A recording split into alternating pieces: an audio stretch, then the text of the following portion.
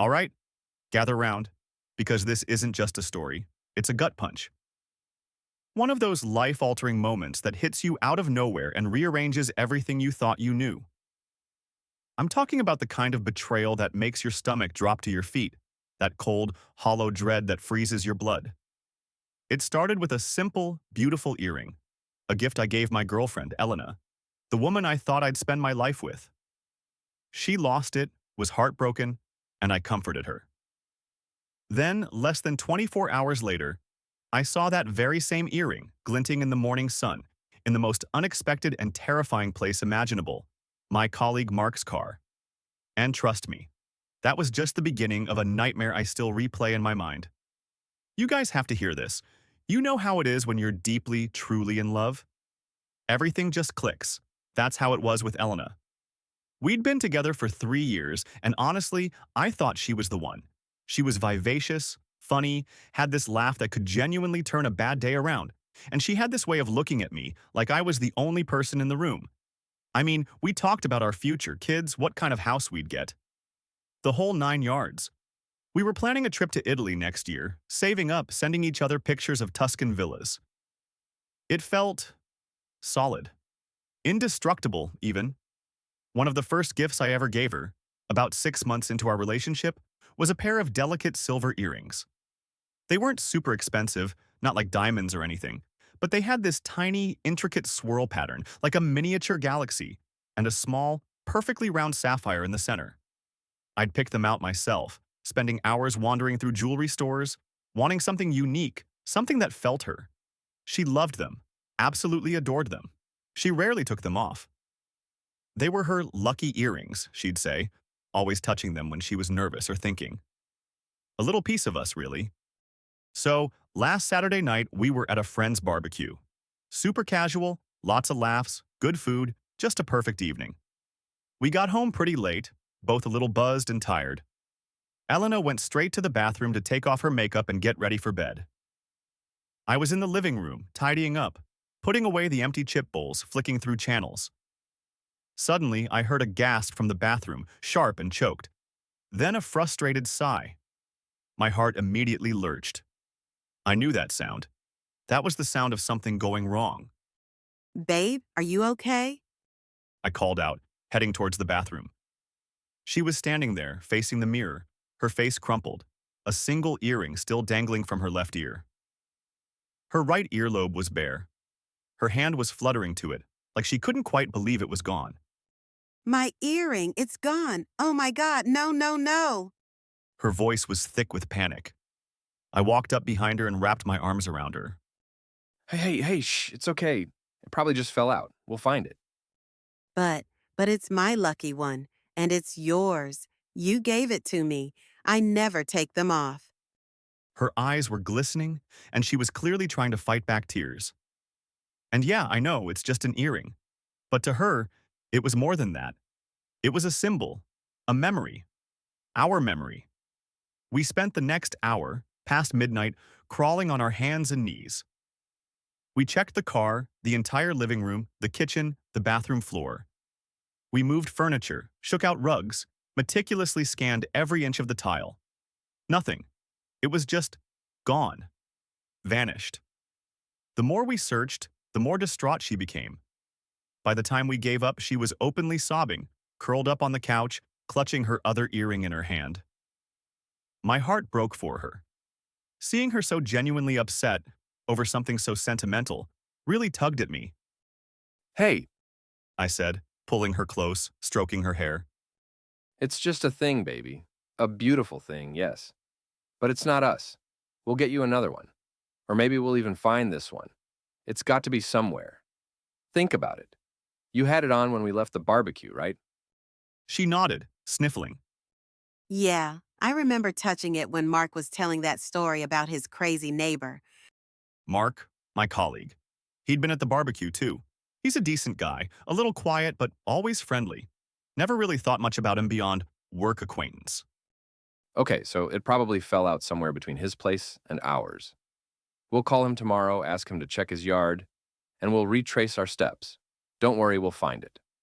Or I'll buy you the most beautiful pair of earrings you've ever seen, okay? Something even better. She finally managed a weak smile, burying her face in my chest. You're the best. I love you.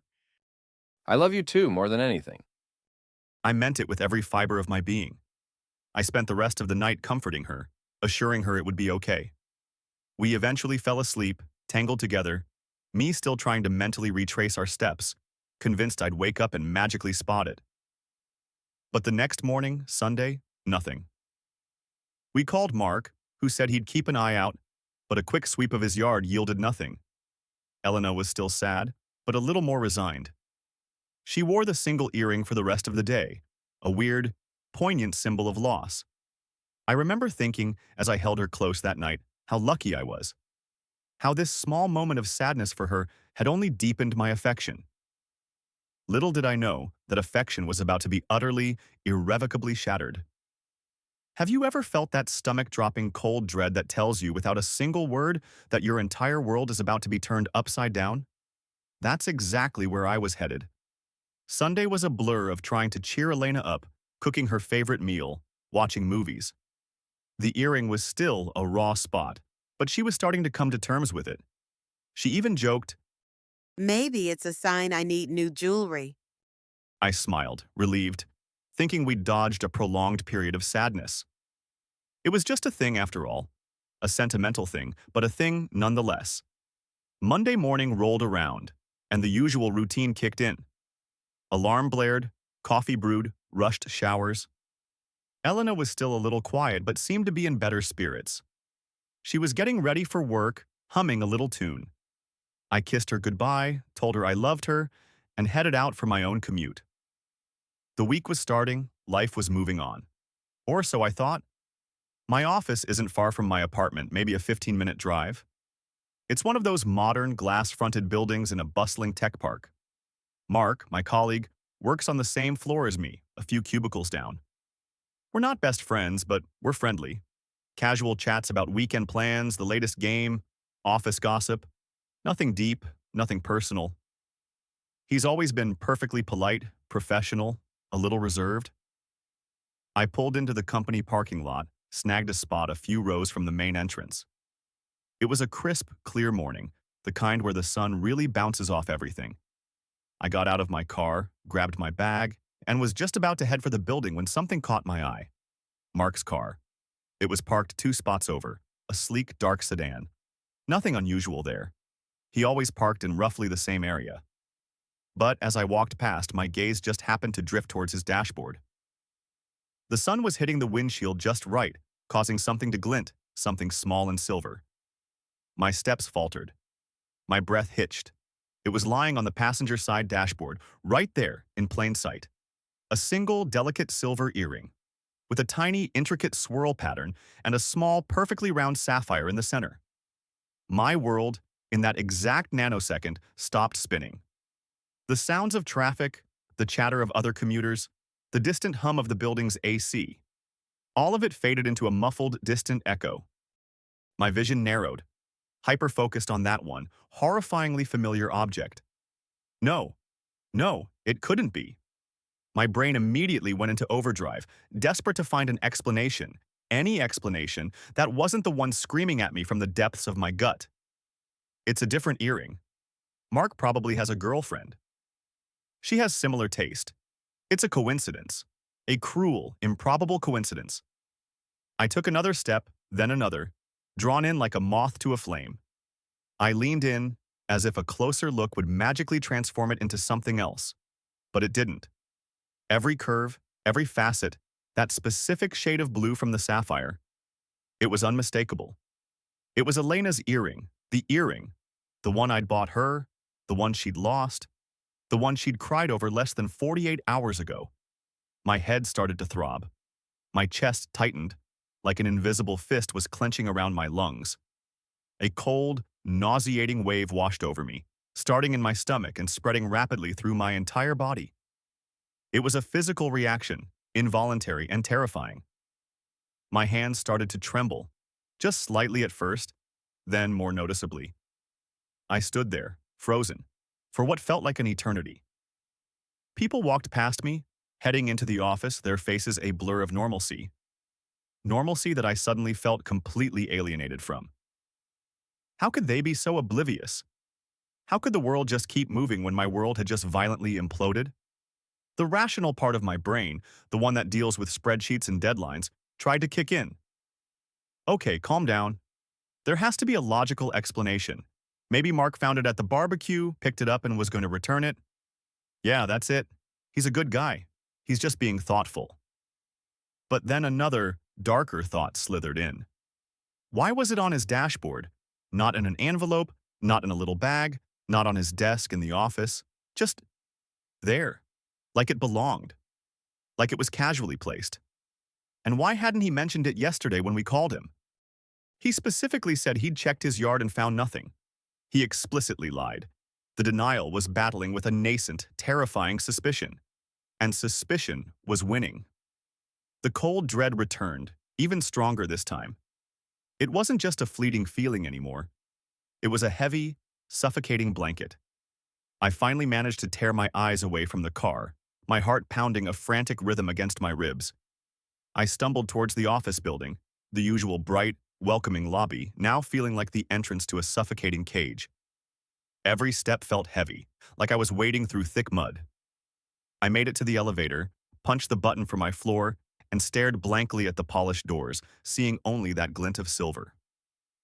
This wasn't just a coincidence. This was something far, far worse. Have you ever had one of those moments where you knew, instinctively, that your life was about to split into a before and after timeline? I was standing right at that terrifying precipice. The elevator ride up to the third floor felt like an ascent into an alien atmosphere. My body was on autopilot, but my mind was a maelstrom. I walked past colleagues, offered hollow good mornings, and somehow managed to reach my cubicle. I sat down, but my usual morning routine, checking emails, prioritizing tasks, felt utterly impossible. My hands still trembled slightly. My heart continued its frantic drum solo. I tried to focus, I really did. I stared at my computer screen, but the words blurred. All I could see was that earring, and all I could hear was Elena's voice from Saturday night. I remember touching it when Mark was telling that story about his crazy neighbor. That casual comment, innocuous at the time, now replayed in my head like a sinister prophecy. Was it a clue? Or just an unfortunate detail that my now paranoid brain was twisting? I needed to rationalize. I had to. My relationship with Elena was too good, too real, too important to be shattered by a misplaced earring. Okay, theory 1. Mark found it right after we left. He meant to give it back. Why didn't he mention it yesterday when I called? Maybe he forgot? Or maybe he wanted to surprise her directly? No, that doesn't make sense. He's not that kind of guy. He'd have just said, "Hey, I think I found an earring." He wouldn't have kept quiet when he knew she was upset. Theory 2. Someone else put it there. But whose car is it? Mark's. Who else would be in his car? Maybe he gave someone a ride from the barbecue? But we all left around the same time. And why would anyone put it on his dashboard? That's not how you return lost and found. Theory 3. It's not Elena's. This was the most appealing, the most desperate thought, but the probability felt impossibly low. The exact design? The sapphire? My memory of it was crystal clear. It was too specific to be a random coincidence. The more I tried to rationalize, the more the cold, hard logic of betrayal chipped away at my denial. He had it. He didn't tell me. He lied. Why would he lie? My gaze kept drifting towards Mark's cubicle, just a few rows down. He hadn't arrived yet. The empty chair, the neat desk, a stack of papers. It all looked so normal. So innocent. And yet, beneath that surface, a venomous secret was simmering. The silence of the office before everyone fully arrived was deafening. Every click of a keyboard, every distant phone ring, every rustle of paper felt amplified, intrusive. I felt like an alien observing a world that no longer made sense. I pulled out my phone, thumb hovering over Elena's contact. Should I call her? Ask her about Mark? But what would I say? Hey, just wondering, have you and Mark ever, carpooled? It sounded insane. And what if I was wrong? What if there was some innocent explanation? I just planted a seed of suspicion that could damage everything. My mind raced back to the barbecue. Mark had been there, yes. He'd been talking to everyone. Elena had been social, laughing, flitting around. Had I noticed anything? A look? A lingering touch? A shared secret smile? My memory felt like a broken reel, skipping and distorted. Every interaction I now replayed in my mind was tainted with this new, horrifying lens. Was that casual shoulder bump a little too casual? Was that laugh a little too conspiratorial? I felt sick. A deep, nauseating churn in my stomach. It wasn't just suspicion, it was a profound sense of violation. It was a breach of trust so fundamental that it threatened to unravel the very fabric of my reality. Elena, my Elena, with Mark, my colleague, it was unthinkable, unfathomable. And yet, the physical evidence was right there, outside, glinting in the morning sun. A wave of anger started to bubble up, hot and acrid. Anger at Mark for having it, for not saying anything. Anger at Elena for what? I didn't even know what she'd done yet, but the mere possibility of her involvement already felt like a stab to the heart. And then, most painfully, anger at myself. For being naive, for being blind, for not seeing whatever signs might have been there. This wasn't just about an earring anymore. This was about deception, about trust, about the fragile edifice of my relationship with the woman I loved.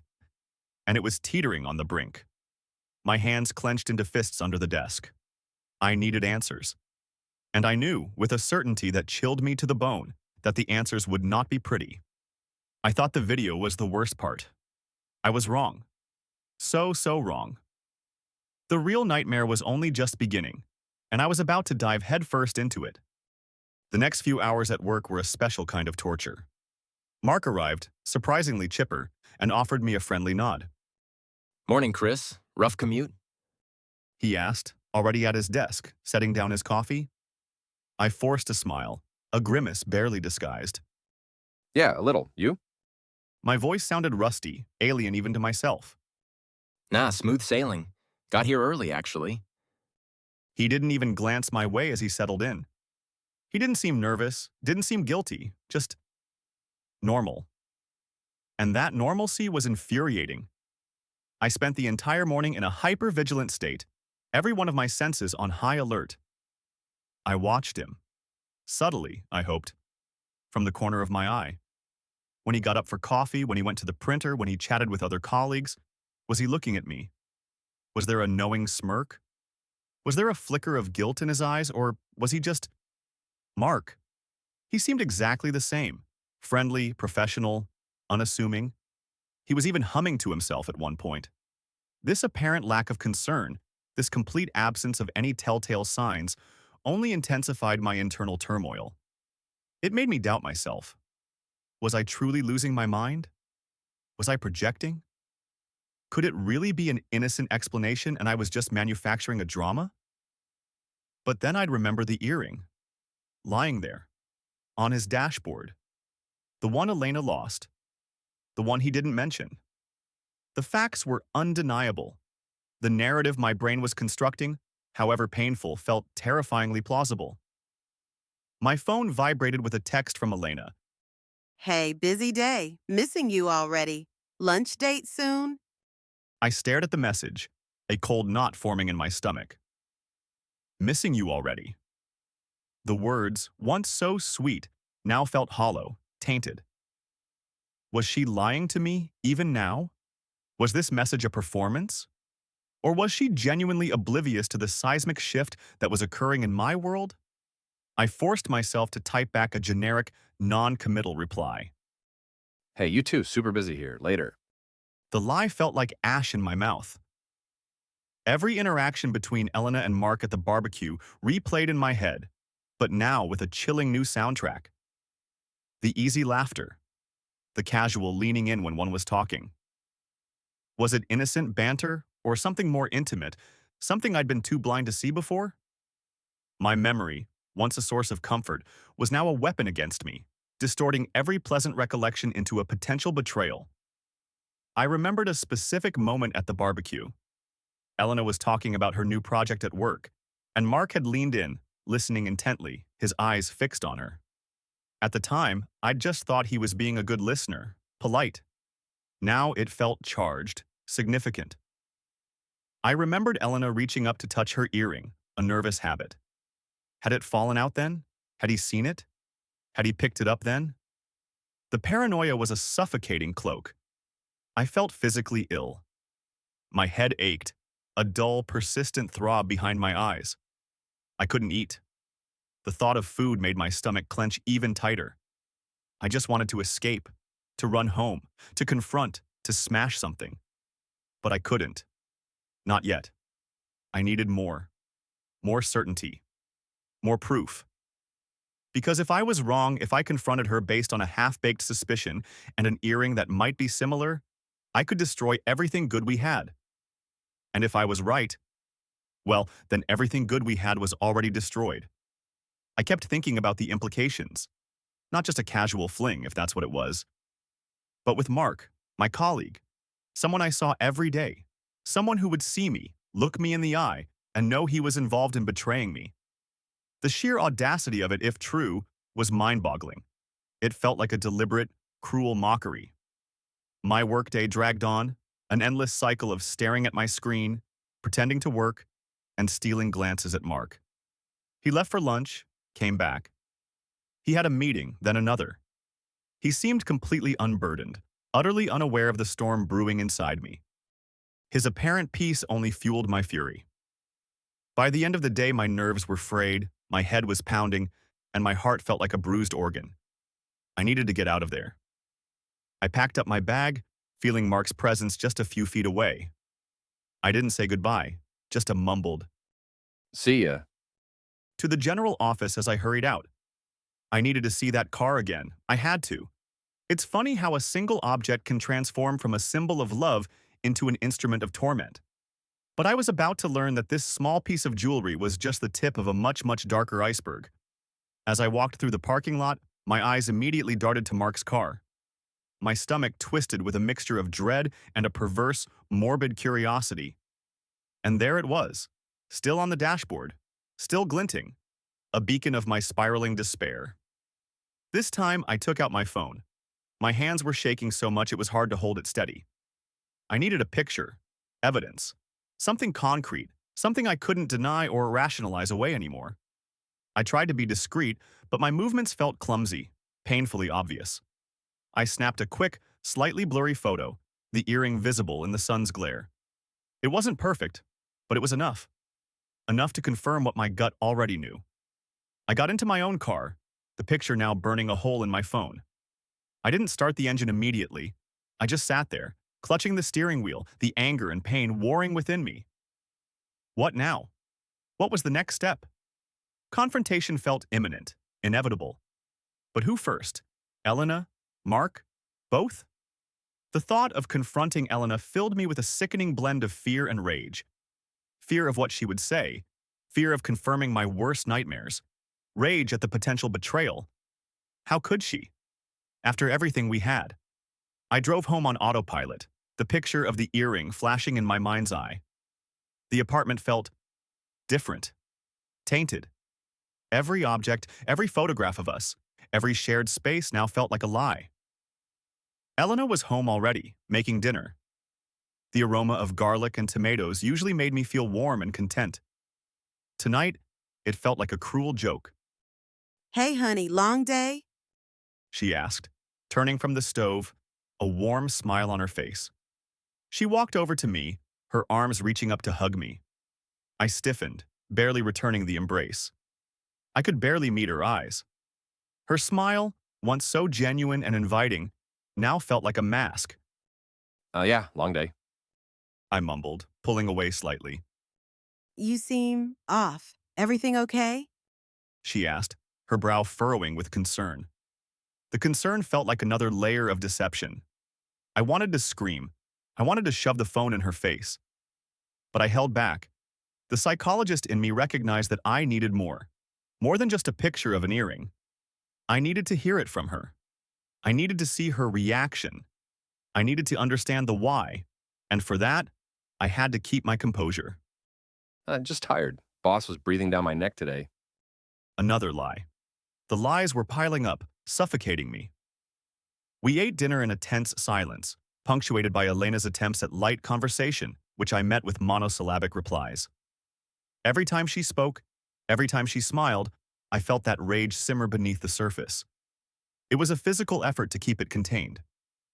Later, as she was doing the dishes, I slipped away to the living room. I pulled out my laptop. I needed to gather more information. This wasn't just about the earring anymore. It was about a pattern, about confirmation. I felt like a detective, but the stakes were my entire future. I started by subtly checking her social media, her phone if she left it unattended for a moment, something I felt a pang of guilt about, but dismissed it as necessary. Looking for anything, any unusual messages, any new contacts, any late-night calls. The digital age makes betrayal so much harder to hide and so much easier to discover. I went through her call log, her texts. Nothing jumped out immediately, just normal conversations with friends, family, work colleagues. My heart sank a little. Was I wrong? Was this all a massive, catastrophic misunderstanding? But then, as I was scrolling through her Instagram, a casual photo from the barbecue popped up. A group shot. And there was Mark, in the background, subtly looking at Elena. Or was he? My paranoid brain was twisting everything, but what struck me was Elena's outfit, the same one she wore when she lost the earring. And then I saw it. A comment. From Mark. On that photo. It was innocuous. Something like, Great party, good times. but Elena's reply, Yeah, it was. Shame about my earring, though. Still heartbroken. and then Mark's reply to her, Ah, that sucks. Hope you find it. Let me know if you do. my blood ran cold again. He had commented on her post, expressing sympathy, knowing full well he had it. He lied. Again. To her face, essentially. My rage flared, white-hot, consuming me. This wasn't a mistake. This wasn't a misunderstanding. This was a deliberate deception, a calculated lie. I closed the laptop with a snap, the sound echoing too loudly in the quiet apartment. Elena called from the kitchen. Everything okay, babe? Yeah, just finished up some work. I yelled back, my voice strained. I leaned back on the couch, closing my eyes, the image of Mark's car, the earring, Elena's comment, all swirling in a toxic vortex. The air in the room felt thick, heavy with unspoken truths. I was living in a house of cards, and I had just found the very bottom card, the one that, if pulled, would bring the entire structure crashing down. And I knew, with a terrifying certainty, that I had to pull it. Soon. Very soon. It's a strange thing, being a silent observer in your own life, watching the pieces fall into place, realizing you're watching your own demolition. The next revelation, though, would be the one that truly broke me. That night was one of the longest of my life. Sleep was an impossibility. My mind raced, replaying every interaction, every smile, every casual touch between Elena and Mark. The earring, the lie. It was an endless, maddening loop. I felt like I was losing my mind, caught in a nightmare I couldn't wake from. I tried to act normal for Elena's sake. She seemed to buy it, thankfully, or at least she didn't push. But every time she touched me, every time she said, I love you. it felt like a physical pain, a fresh wound. I felt like an imposter, a spy in my own home, living a lie that she was actively perpetuating. The next day, Tuesday, I dragged myself to work. My eyes felt gritty, my head was heavy. I needed to talk to someone, but who? I couldn't talk to my parents. They adored Elena. I couldn't talk to mutual friends. It would create too much drama, too many rumors, and I still needed concrete answers before I blew up my entire life. Then I thought of Alex, my best friend since college. He lives a few states away, but we talk regularly. He's the kind of guy who listens without judgment, who offers practical advice, and who would be honest, even if it hurt. I decided to call him during my lunch break. I found a quiet corner in a park near the office, the kind of place where you can usually clear your head. Today, it offered no solace. Hey man, what's up? You sound kind of off. Everything all right? Alex's voice was warm, instantly recognizable. Hey, Alex, yeah, just not really. I'm kind of in a situation. Need to pick your brain, get an outside perspective. Lay it on me, buddy. You know I got you. I took a deep breath. So, hypothetically, right? Let's say, let's say a guy's girlfriend loses something really sentimental. She's really upset about it. He comforts her, promises to help her find it. They search, can't find it. Then, the next day, the guy sees that exact same lost item in a colleague's car, a colleague who was at the same place the item was lost. And this colleague explicitly told them he hadn't seen it. There was a pause on the other end of the line. Alex wasn't stupid. He knew immediately this wasn't hypothetical. Dude, what are you saying? This isn't hypothetical, is it? What item and whose car? It's Elena's earring, the one I gave her, the sapphire one, and it was in Mark's car. I heard the tremor in my own voice. Saying it out loud to another person made it feel even more real, even more devastating. Whoa. Okay, Chris, deep breaths. That's not good at all. And Mark denied seeing it? Yeah, we called him Sunday morning, asked him to check his yard. He said he did, said nothing. But it was right there on his dashboard, Monday morning. Okay, so there are two possibilities here, and neither of them are great. Either Mark found it, knew it was hers, and decided to keep it, which is weird and creepy and a red flag. Or it's worse, like a lot worse. Has Elena been acting weird? No, I don't know, man. Everything feels weird now. Every look, every touch, every word. I feel like I'm wearing a filter over my eyes and everything's coming out distorted. But no, nothing overtly weird before this. That's why it's so insane. We were good, Alex. So good. My voice cracked on the last word. I hear you, buddy. This sucks. So what's your gut telling you? My gut is telling me the worst. But my head is still trying to find a way out. A way to make it all okay. To say it's a misunderstanding. But then I remember his lie. And Elena's comment on Instagram and his reply. It just doesn't add up to innocence. I recounted the Instagram exchange, the second layer of Mark's deception. Okay, so he's definitely lying. That much is clear. The question is why, and what Elena's role is. Look, Chris, I'm not gonna lie. It smells pretty bad. If they're both lying about this, about an earring, what else are they lying about? You need to confront her. You have to. You can't live with this kind of suspicion eating you alive. I know, I'm terrified. What if it's true? What then? Then you deal with it. Head on. It's gonna hurt like hell, no doubt. But living in this uncertainty, in this house of lies, that's a different kind of hell, man, and it's worse. You deserve the truth, Chris, no matter how ugly it is. His words resonated. He was right. The uncertainty was a torture worse than almost anything I could imagine. The thought of confronting her still made my stomach churn, but Alex's calm, rational voice gave me a sliver of courage. One more thing, Chris. Before you confront her, make sure you have everything you need. That photo, the Instagram comments, any other weird little details you might have noticed. Because if she tries to deny it, you'll need to hit her with the facts and be ready for anything. Yeah, you're right. I needed to be prepared. This wasn't just a breakup. This was a trial, and I needed to be the prosecutor. I thanked Alex, feeling a tiny bit lighter just having voiced my fears. The conversation hadn't changed the facts, but it had armed me with perspective and resolve. I was no longer just a confused victim. I was a man seeking truth. Drop a comment below if you've ever been in a situation like this. I honestly need to know I'm not alone in feeling this kind of stomach-dropping terror. After talking to Alex, a strange calm settled over me. It wasn't a peaceful calm, more like the eye of a hurricane, a brief stillness before the storm hits. I decided to spend the rest of the day at work trying to find any other breadcrumbs, any other piece of the puzzle. I needed to solidify my case, not just for my own sanity, but for the inevitable confrontation. I kept observing Mark, more closely now, with purpose. I noticed how, when Elena's name came up in a team meeting, she works in a different department, but sometimes projects overlap, he'd subtly stiffen, or his gaze would flick towards me for a fraction of a second. It was almost imperceptible, something I wouldn't have noticed a few days ago.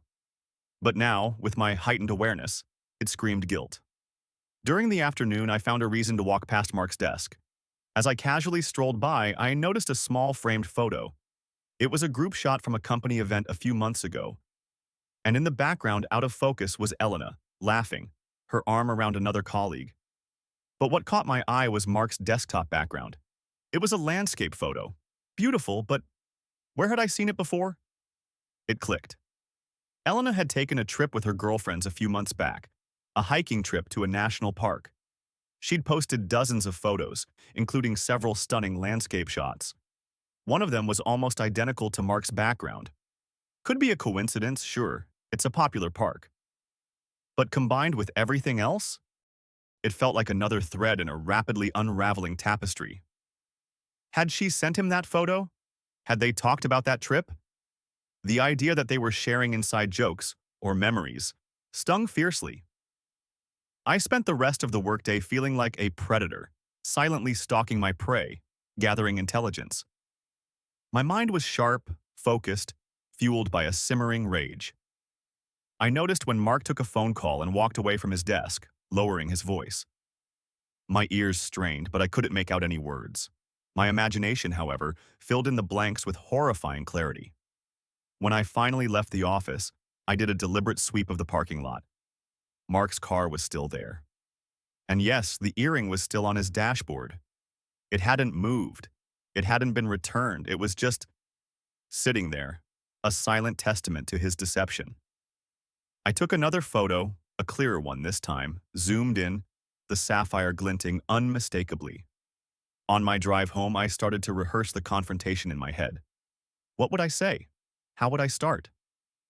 The sheer volume of emotion bubbling inside me felt overwhelming. The pain of the presumed betrayal, the anger at the deception, the fear of losing everything. I needed one more thing, something tangible from her. When I got home, Elena was still at work. Perfect. I went straight to her laptop bag. I knew where she kept her spare set of keys, her wallet, a small makeup bag, and her work laptop. I wasn't proud of what I was about to do, but as Alex said, I needed to be ready for anything. I needed undeniable proof. This was no longer about trust, it was about survival. I unzipped her bag, my hands trembling. Her wallet, her keys, her compact. I gently moved things around, looking for anything out of place. Anything that whispered of a secret. And then, tucked deep into a side pocket beneath a stack of old receipts, my fingers brushed against something small, metallic. I pulled it out. It was a small, silver keychain, engraved with the letter M. My heart stopped. My blood ran cold. Again. Elena didn't have any friends or family whose name started with M that I knew of. Not significant enough for a personalized keychain. No, this was too specific, too deliberate, and it felt like a final devastating blow. The M could only mean one thing. Mark. My breath hitched, my vision blurred. It was no longer a question of suspicion. It was a matter of undeniable fact. The earring, the lies, the Instagram exchange, the desktop background, and now this. A personalized keychain. The pieces of the puzzle clicked into place, forming a picture so ugly, so heartbreaking, that it stole the air from my lungs. I felt a guttural sound escape my throat, a choked sob of pure, raw pain. The betrayal washed over me, a tsunami of grief and rage. It wasn't just a physical ache, it was a spiritual wound, a tearing of the fabric of my reality. The woman I loved, the woman I trusted, the woman I planned a future with, she was having an affair with my colleague. And she had lied about it repeatedly, compounding the treachery. I sat there on the floor, the keychain clutched in my trembling hand, the world spinning around me. Every memory, every sweet word, every shared laugh, every intimate moment we'd ever had, suddenly felt like a sickening lie. Our entire relationship, 3 years of love and trust, was a carefully constructed facade, and I had just ripped it down, brick by painful brick. I thought the earring was the worst part. I was wrong. So wrong. This keychain, this small, innocent-looking letter M, was what truly broke me. The next part of this story is where things get truly insane. So if you're not subscribed, now's the time. You don't want to miss what happens next because it gets ugly. Really, truly ugly. I don't know how long I sat on the floor, the silver M keychain digging into my palm. Time ceased to exist. All I could feel was the searing pain of betrayal, a physical ache that permeated every cell of my body. My mind was a whirlwind of memories, each one now twisted and corrupted by this new, horrifying knowledge. Every time Elena had told me she loved me, every kiss, every intimate moment, was it all a lie? Was I just a fool, a placeholder, while she was actively pursuing someone else behind my back? The thought was unbearable. Eventually, the sound of her key in the lock jolted me back to the present. Panic mixed with a surge of adrenaline. I hastily shoved the keychain back into her bag, trying to make it look untouched. I stood up, ran a hand through my hair, and tried to compose myself, to mask the raw agony that was surely etched across my face. She walked in, humming, carrying a bag of groceries. Hey, honey, you're home early. I picked up some stuff for that pasta dish you like for tomorrow.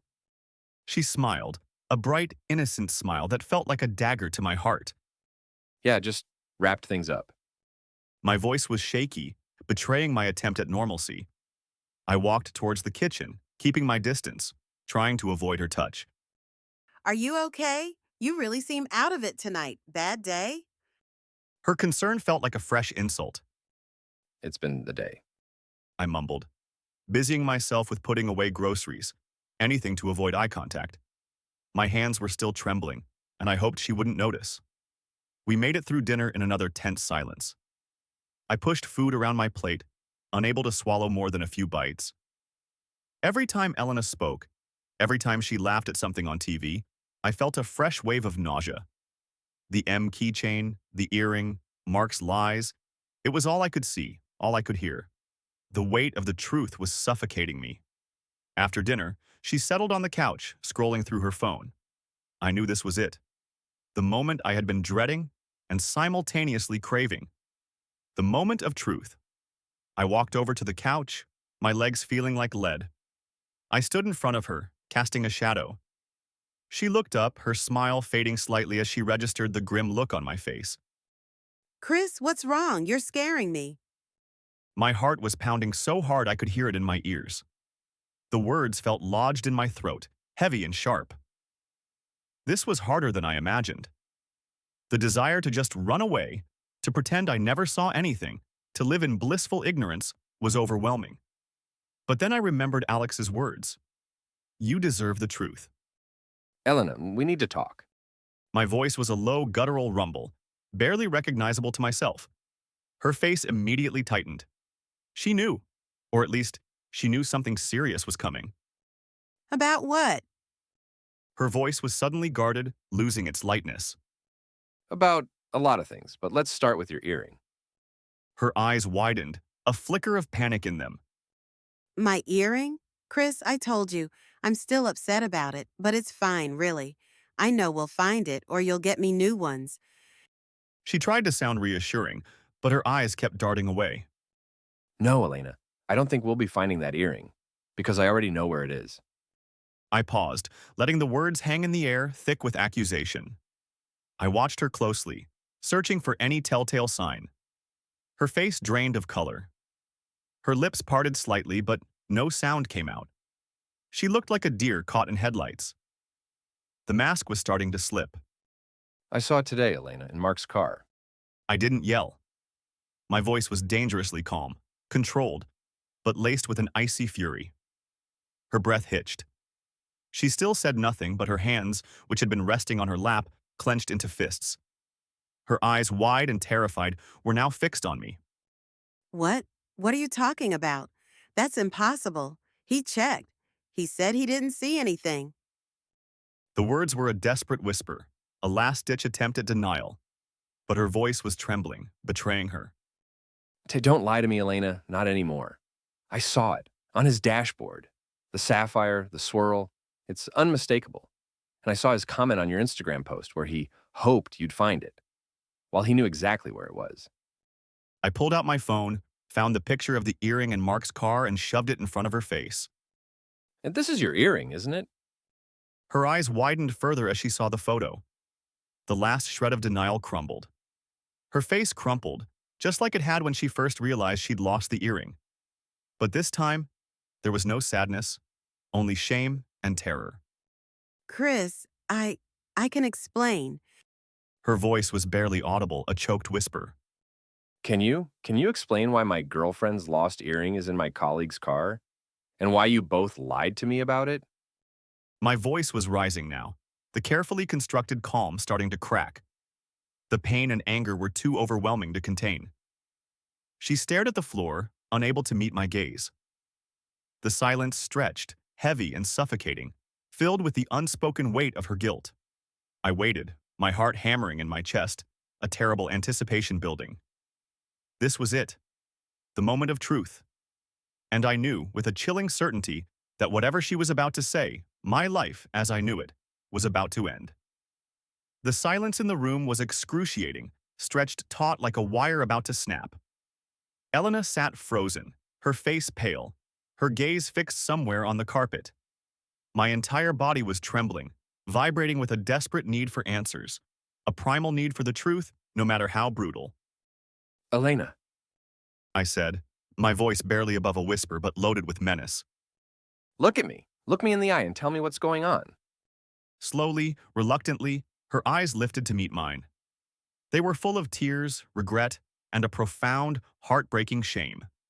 The sight of her vulnerability, even as she was about to confess to the deepest betrayal, twisted a knife in my gut. Chris, I am so sorry. The words were barely audible, choked by a sob. Sorry for what, Elena? Sorry you got caught? Or sorry you cheated on me? The word cheated felt like a physical blow, even as I uttered it. It hung in the air, an undeniable, ugly truth. She flinched as if I'd slapped her. Her head dropped back down, her shoulders shaking. It just happened. I don't know how. We were just talking at the barbecue, and then he walked me to my car, and things just escalated. Her voice was barely coherent through her sobs. My blood ran cold. My ears were buzzing. Escalated. That clinical, detached word for something so profoundly destructive. Escalated? So you're telling me at our friend's barbecue, the one we went to together, you hooked up with Mark, my colleague, in his car? My voice was rising now, the icy calm shattering, replaced by a torrent of incandescent rage. The image of her crying over the lost earring, and me comforting her while she had just been with him, twisted into a grotesque mockery. She nodded, unable to speak, her face buried in her hands. And the earring? Did it fall out then, when you were escalating? My voice was laced with bitter sarcasm, dripping with venom. Yes, I think so. When we were in his car, I didn't even realize it until I got home. He must have picked it up then, and then he didn't want to say anything. She finally looked up, her face tear-streaked. He said he was going to try and give it back to me, discreetly. He didn't want to cause trouble. Didn't want to cause trouble? The audacity of it. The gall. They were worried about trouble while systematically destroying my life. Discreetly? I scoffed, a humorless, choked sound. So he just kept it on his dashboard for 2 days? While I was literally going insane, wondering if I was losing my mind, trying to believe in you, trying to believe in us, and you let me. You let me comfort you. You let me search for it. You let me believe your lies. The anger was a roaring fire in my chest, consuming me. But beneath the anger, a deeper, more profound pain settled in. A sense of utter, complete devastation. The woman I loved, the future I envisioned, all of it reduced to ashes in a single, gut-wrenching confession. I know, I'm so sorry. It was a mistake, a huge, terrible mistake. I regret it more than anything. I swear, I don't know what came over me. Her pleas were desperate, but they fell on deaf ears. They sounded hollow, pathetic. A mistake? Elena, a mistake is forgetting to pay a bill. A mistake is saying the wrong thing. This wasn't a mistake. This was a choice, a series of choices. To betray me, to lie to me, to make a fool out of me.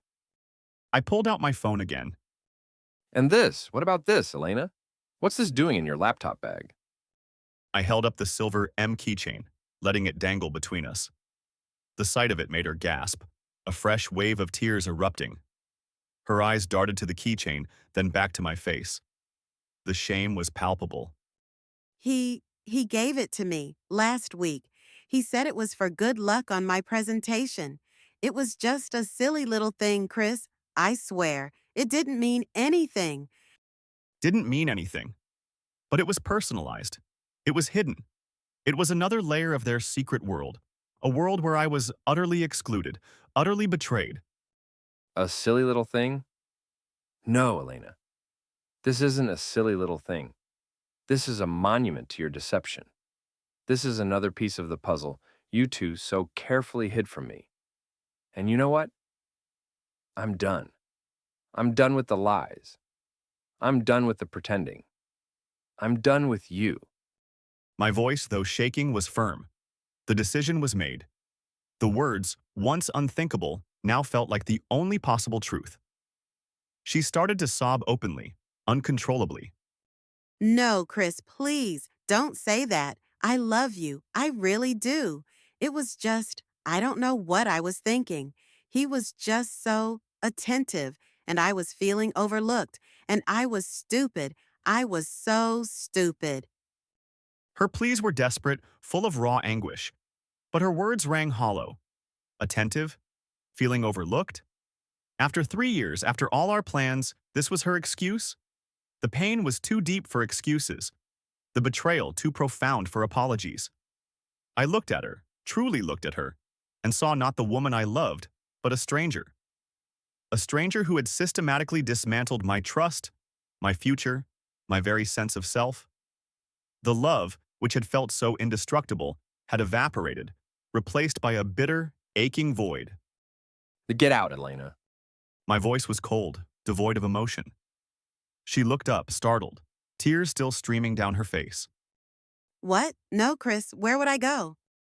I don't care where you go, but you're not staying here. Not tonight. Not ever. Pack your bags. Get out. The finality of my words seemed to hit her with the force of a physical blow. She stared at me, her eyes wide with disbelief, and then a fresh wave of despair washed over her face. The truth had finally been unveiled, and its wreckage was absolute. I knew this conversation would hurt. I just didn't realize it would feel like watching my entire world burn to the ground, with me standing in the center of the flames. The next few hours were a blur of raw emotion and logistical nightmares. Elena, still sobbing, started to pack a bag. I stood in the living room, my back to her, unable to watch, unable to process. Every rustle of clothing, every muffled sob felt like a fresh stab. The apartment, once our shared sanctuary, now felt like a battleground, stained with betrayal. Chris, please, can we just talk about this in the morning? I have nowhere to go. Her voice was hoarse, desperate. I turned around, my face grim. You should have thought about that before you got into my colleague's car. You can go to a hotel. You can go to a friend's. I don't care. But you are not staying here. My voice was devoid of warmth, a cold, hard stone. The love was gone, replaced by a gaping wound. She tried one last time, reaching out for my arm. Please, Chris, I love you. This was a mistake, I swear. I can make this right. We can fix this. I pulled my arm away as if her touch burned me. No, Elena, you can't. Some things can't be fixed. And trust, once it's shattered like this, it's gone. I can't look at you. I can't be in the same room as you. Not right now, maybe not ever. The finality of my tone seemed to sink in. She stopped pleading. Her sobs became quieter, more resigned. She finished packing, slung a small duffel bag over her shoulder, and walked to the door. She paused, looking back at me, her eyes red and swollen. Goodbye, Chris. She whispered, and then she was gone. The click of the lock echoed in the now silent apartment, a devastatingly final sound. I stood there for a long time in the chilling silence. The absence of her presence was deafening. The apartment felt vast, empty, desolate. The rage began to recede, replaced by an overwhelming wave of grief. I had lost everything. The woman I loved, the future I had planned. The comfortable routine of our life together, it was all gone. Just like that, because of an earring and a keychain and the casual cruelty of a betrayal. The next day, walking into the office was a new kind of hell. Mark was there at his desk, seemingly oblivious, or expertly pretending to be. The thought of confronting him physically, just letting my rage out, was almost unbearable. But I couldn't. Not here. Not like this. I walked straight to my manager's office. Hey, John, do you have a minute? My voice was strained, but I tried to keep it steady. Sure, Chris, come on in. What's up? John was a good guy, an older, no-nonsense type. I need to report a hostile work environment situation. And I need to request an immediate transfer, or at least to be moved to a different team, away from Mark. John looked surprised, his brow furrowing. Mark, what's going on, Chris? What kind of hostile situation? I took a deep breath. Mark is having an affair with my now ex-girlfriend, Elena. He knew she was my girlfriend. They lied to me. The betrayal is extensive. I can't work in the same vicinity as him. I cannot function. John's face shifted from surprise to a look of utter shock, then deep concern. Oh, Chris, I'm so sorry to hear that.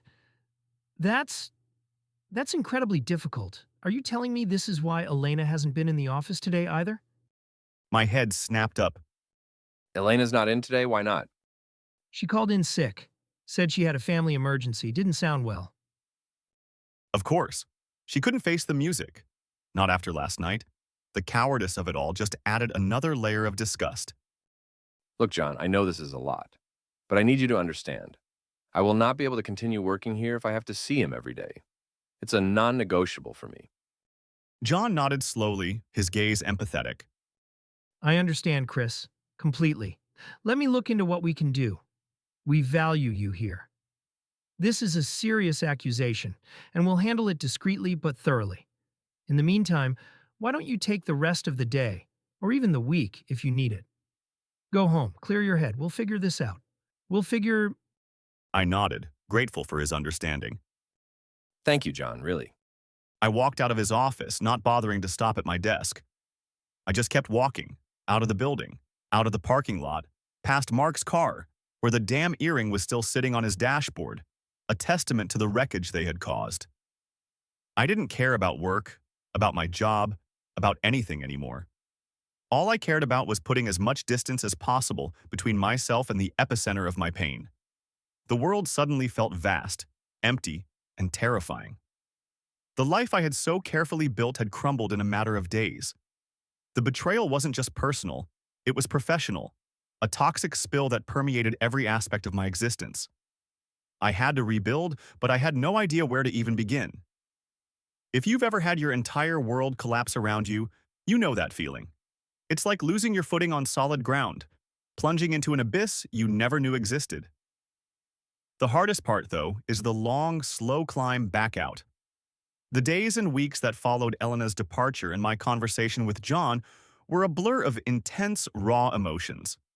I took the week off work, as John suggested, and spent it mostly holed up in my apartment. It felt empty, yet paradoxically, it also felt full. Full of ghosts, full of memories that now twisted and stung. Every corner, every object reminded me of Elena, of us, of the life that had been so cruelly taken from me. I cycled through anger, grief, despair, and then a profound, aching loneliness. My appetite vanished. Sleep became a luxury I couldn't afford, tormented by vivid replays of the betrayal. I thought about calling Elena, just to scream, to ask why again, to demand an explanation that would actually make sense, but I knew it was futile. Her apologies, her excuses, felt like salt in an open wound. The trust was gone. Utterly, irrevocably broken. Alex called every day, a steady, supportive presence from afar. He didn't offer platitudes, just listened, let me vent, let me rage, let me cry. His simple presence, even through a phone line, was a lifeline. How are you doing today, man? He'd ask, his voice soft. Like I got hit by a truck, then backed over, then hit by another one for good measure. I'd reply, the dark humor a flimsy shield against the pain. It's going to suck for a while, Chris. There's no easy way around it, but you're strong. You'll get through this. You just gotta lean into the suck for a bit. At work, John was true to his word. By the time I returned, Mark had been reassigned to a different department, on a different floor, effective immediately. It was a clear message. He was still in the company, but I wouldn't have to see him, wouldn't have to interact with him. It was a small victory, but a necessary one for my sanity. I still felt his presence, a lingering shadow, but at least I didn't have to look at him. I also learned, through the office grapevine, that Elena hadn't come back to work. She'd quietly resigned, citing personal reasons. The news hit me with another pang. Part of me felt a grim satisfaction that she was facing consequences, but another part felt a profound sadness. She had thrown away her career, her relationship, everything for what? A fleeting moment of escalation with Mark? The sheer waste of it all was staggering. The process of healing was slow, agonizing. I started therapy, something I never thought I'd do, but I desperately needed an unbiased voice, someone to help me navigate the labyrinth of my emotions.